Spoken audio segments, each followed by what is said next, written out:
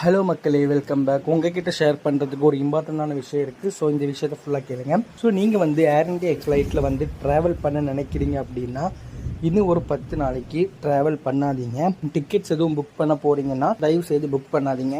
ஏன்னா போன வாரம் ஒரு 3 நாள் ஃப்ளைட் எல்லாமே கேன்சல்ல இருந்துச்சு. அதே மாதிரி இப்போ மறுபடியும் கேன்சலேஷன்ஸ் அதிகமாயிட்டே இருக்கு. ஸோ இன்னும் வந்து ஒரு ப்ராப்பர் சேனல்ல இன்னும் ஃப்ளைட்ஸ் எல்லாமே வரல. நீங்க இதுக்கு முன்னாடி ஃப்ளைட் டிக்கெட் புக் பண்ணிட்டீங்க அப்படின்னா என்கொயரி பண்ணிட்டு நீங்க உங்களுடைய ஃப்ளைட்ஸுக்கு போங்க. இல்லைன்னா ஃப்ளைட்டோடைய ஸ்டேட்டஸ் செக் பண்ணிக்கோங்க. அந்த ஃப்ளைட்ஸ் வந்து இன்னைக்கு இருக்கா இல்லையா அப்படின்னு செக் பண்ணிட்டு நீங்க போங்க. இன்கேஸ் டிலே அல்லது கேன்சலேஷன்ஸ் வந்துச்சுன்னா உங்களுடைய ஃப்ளைட் டிக்கெட்ஸோடைய பேமெண்ட்டை எப்படி ரீஃபண்ட் பண்ணணும் அப்படின்னு நான் இதுக்கு ஒரு தனியாக வீடியோ போட்டிருக்கேன். ஸோ அந்த வீடியோவை போய் பார்த்துக்கோங்க. இந்த வீடியோவை நிறைய பேருக்கு ஷேர் பண்ணுங்க. ஏன்னா டெய்லியுமே ஏர்போர்ட்ல நிறைய பேர் இன்டர்வியூக்காக புக் பண்ண டிக்கெட்ல போக முடியாம வேற ஃப்ளைட்டோடைய டிக்கெட்ஸும் இல்லாம